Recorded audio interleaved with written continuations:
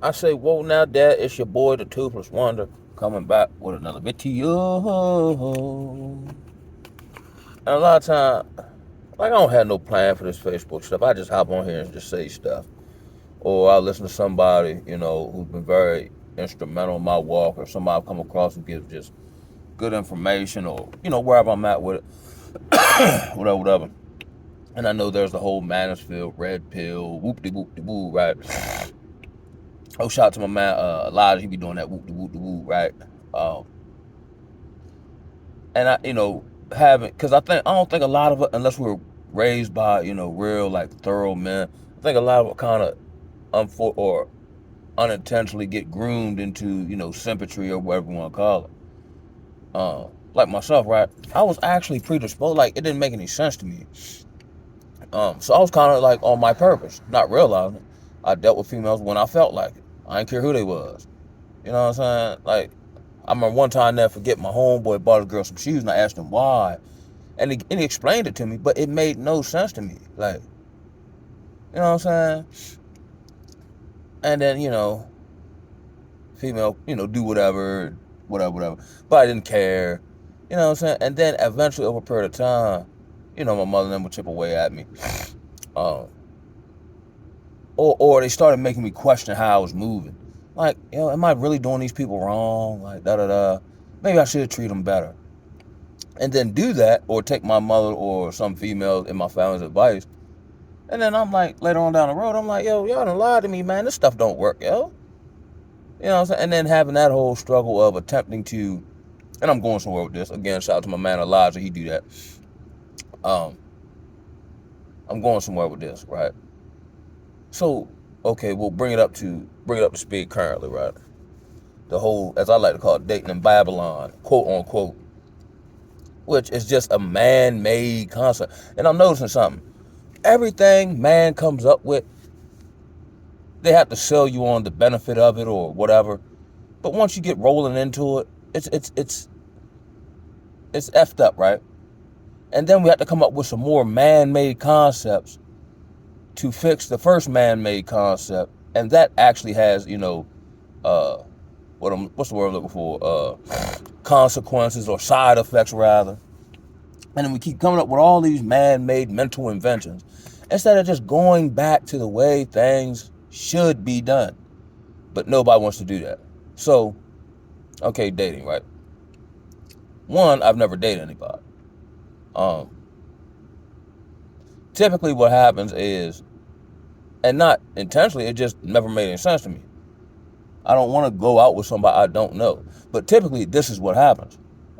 Based on proximity, either we live in the same area, we work in the same area or same field, or we have similar hobbies that put us, you know, amongst each other. Then over a period of time, some mutual interest gets conjured, and then we decide to hang out, which is essentially me doing whatever I already do. I'm just doing it with somebody. Because then I feel like, and I didn't think about this, but like all that need to impress and do all that, because we already know we like each other.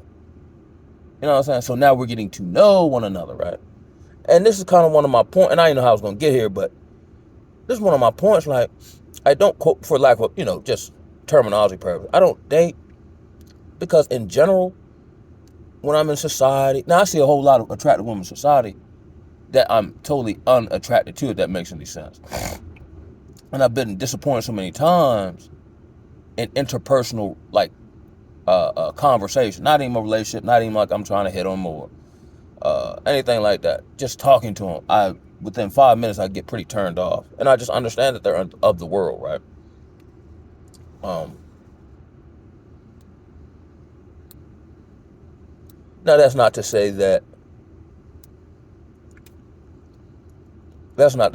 someone can't repent, change, or someone of the world can't be led um, out of the world, or what I'm saying is a lot of people who are used to operating a certain way are now, the illusionary piece of it starting to like fade, and they're saying it's not what I thought it was, and then it's like they're looking for something but I don't know which way. And that's like what happened to me when I was at my job. Like 3 or 4 females were kind of like cleaving to me in that respect, like somehow I know I'm lost. And Calvin seems to know where he's going. And I didn't use that on any kind of like sexual terms. Like I would talk to him, have conversations. Um, I would attempt to explain the nuances of where I believe they were at with it and what they were seeing, so on and so forth. And all these females that went by the wayside. um, which also leads me to believe that most people don't want a solution to the problem. They actually just want to continue to commit the behavior without the consequences. And when I just look at this whole dynamic of females and males, and I can't speak for anywhere else other than Babylon, and I live in a small town, so this energy, this whatever, has infiltrated every aspect and avenue of life and society. Then there's these various talking points, in the manosphere: pump and dump, catch and release. But for me, because I like to believe I'm a chosen guy, right? And we all know what that means scripturally, right? But it also says that I'm kind of even set apart from the set apart ones, like for some type of specific task.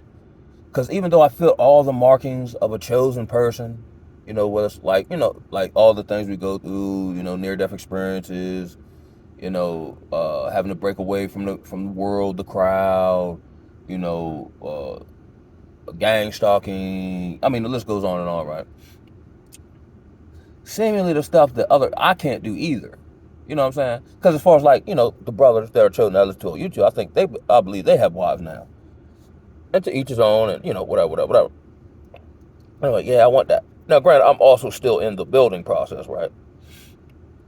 And I don't feel the need. And here's why I got here again unintentionally, but I got to where I wanted to go. Like, would it be nice to have someone to build with? Yes. Would it help expedite the process? Yes. But in practicality, do I see that happening with today's quote unquote modern woman and how you're set up and putting all that into the equation? No, I don't. Not when she can choose an easier option who doesn't have the standard. And there's no guarantee, so, you know what I'm saying? I mean, I guess you can believe in someone and all that. But these women aren't, well, at least not the ones when I'm dealing with them. You know what I'm saying? So I understand that I'm probably going to have to build it. Then I'll have to vet them as they come. And not even for like sexual person or wife or nothing like that. I got to have enough compassion to build something you don't even know needs built. And let the Ruach Hadash lead me as far as what I do. Like, who do I, you know what I'm saying? And I just feel like pumping and dumping, casual, quote unquote, dating for me, or even searching for that, or being on the look, not even looking for it, but like how do I word this? I'm keeping my eyes open, but I'm not necessarily looking. There it goes. That makes better. That's a better statement. I got my eyes open, but I'm not necessarily looking. Because I generally understand the woman's mentality here and how hard it is for one man to penetrate all that, no pun intended, to penetrate all that programming, the sisterhood. You know what I'm saying? Not saying it can't be done. Not saying other brothers don't have these situations. I'm just saying for me. And I got to judge things for me. You know what I'm saying?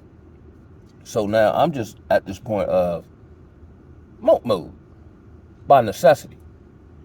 If you want something, what are you willing to sacrifice to get it? Because I can actually do this now, like, pump and dump, catch and release, whatever, lay standards, as soon as she mess up, gone. But I feel like at best, and this is dealing with understanding me in relation to the fight against the adversary, right? It seems like I'm still in the building process, right? And I shouldn't even got this little bit of, gusto going on that I got. It took a whole lot of work and a whole lot of tears just to get the little bit I got going. But now I'm going now. You see what I'm saying? So it's kind of, dangerous for somebody getting something going who never should have got nothing going in the first place. And this is what I perceive for me, right? Anybody who's not of Yah, right? If I deal with them interpersonally at this juncture in time, they're going to get spiritually hacked by the adversary to, at the very least, be a distraction or or yeah, at the very least a distraction. And that was ultimately the reason the few people I did have in my personal life I cut off as I continued to grow, evolve, taking information, strive for, problem solve, woo woo woo woo. The people who, I had done the most for, had the most love for, had, very transparent interpersonal conversation with, I started to perceive them to subtly become a distraction, calling me with unnecessary stuff, making excuses. What you say and what you do don't match up. You see what I'm saying? The being an energy vampire, so on and so forth. And I never really, and I'm pretty sure I've dealt with that, but I've never been this self-aware to be able to identify it. You know what I mean? And we too late in the game for all that. And that's why I just feel like, and yes, I see a bunch of, attractive women and do, but I just feel like if they're not of y'all, at best, they're just going to be a distraction. They're not really going to be a team player for the long haul.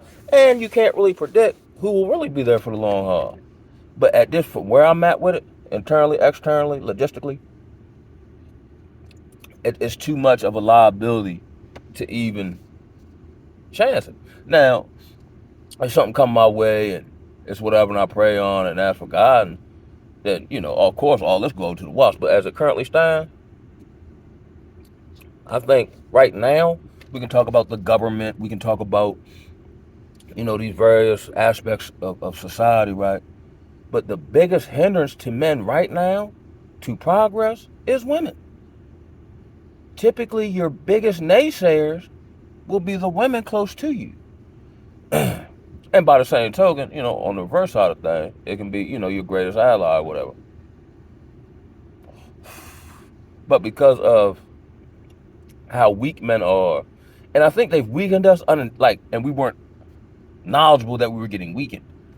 Now we're trying to get strong here, and we're having to get stronger, because if you get weaker as we move forward in time, you're going to eventually succumb to the trap, no matter what it might be. Child support, she cast some type of witchcraft on you, or her just playing this, because here's what I'm saying too as well. Everyone's doing the chameleon thing very well. Meaning they're presenting themselves to you in who they think or believe you would accept. No, and that's another reason why I don't do it. Because when I meet people in general, right, outside of casual interaction, I truly question, is this whoever you're portraying to me, is this who you really are when I'm not around? Because I know and have seen people change who they are based on who they're around to fit into the environment or whatever the case may be. Now, I do this exact same thing, except I don't change who I am.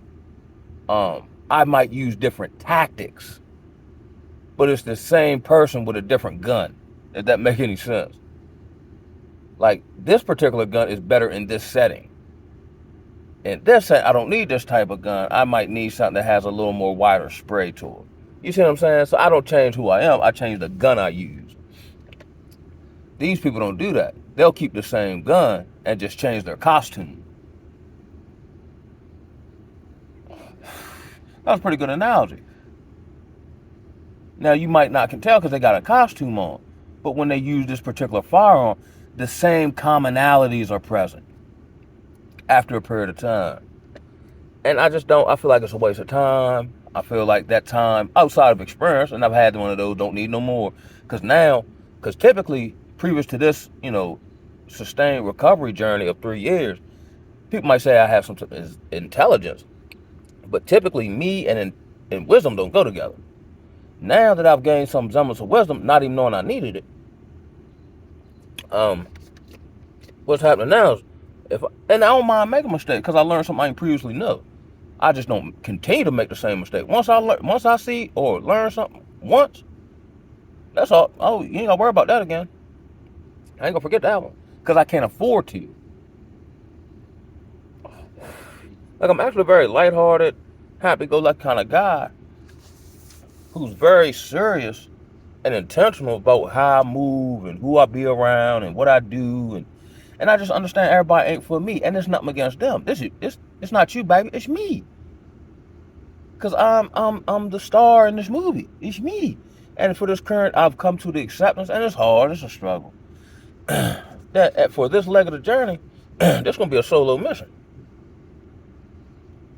With the understanding, thinking that maybe if I build it right, whatever, then I have more power and leverage. Because that's another thing. Like, I don't deal with anything that I don't have leverage or power in, or at the very least, the ability to walk away from it without any kind of detriment on my part. I've done that to job. Gone. Yeah, you're paying me, but what you're paying me isn't worth my peace. What you gonna do about your bill? Pray actively and without anxiousness. That's what I'm gonna do.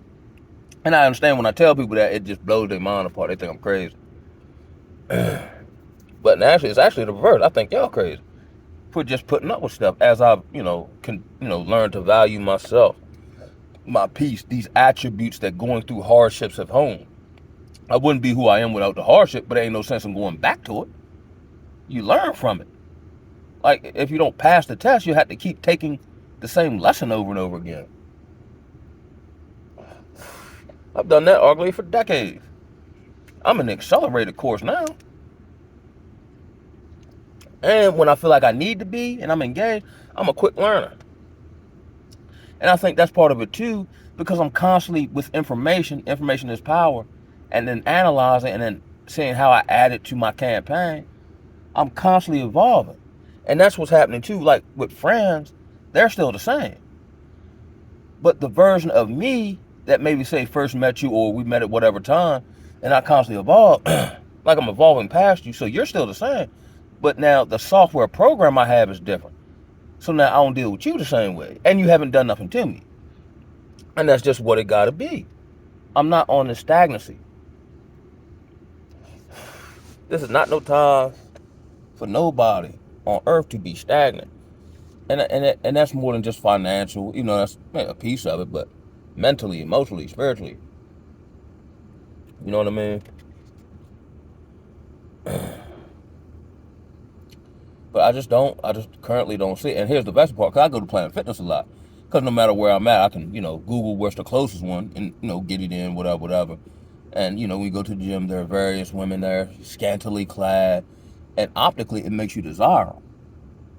But spiritually, I don't even feel, like I'm cold, like I speak. But I don't feel like getting to know these people. Because I figure it's a waste of time. One, of course, a woman doesn't know everything. But two, if you're coming to and it's just my thoughts, I could be wrong. And here's another aspect. Women play dumb, but they know what they be doing. So if you go to the gym and your cheeks out and I can see your womb, and like who needs to work out in a borderline bikini around a bunch of men? And then if they just had female they wouldn't even wear that type of stuff. They wouldn't even go.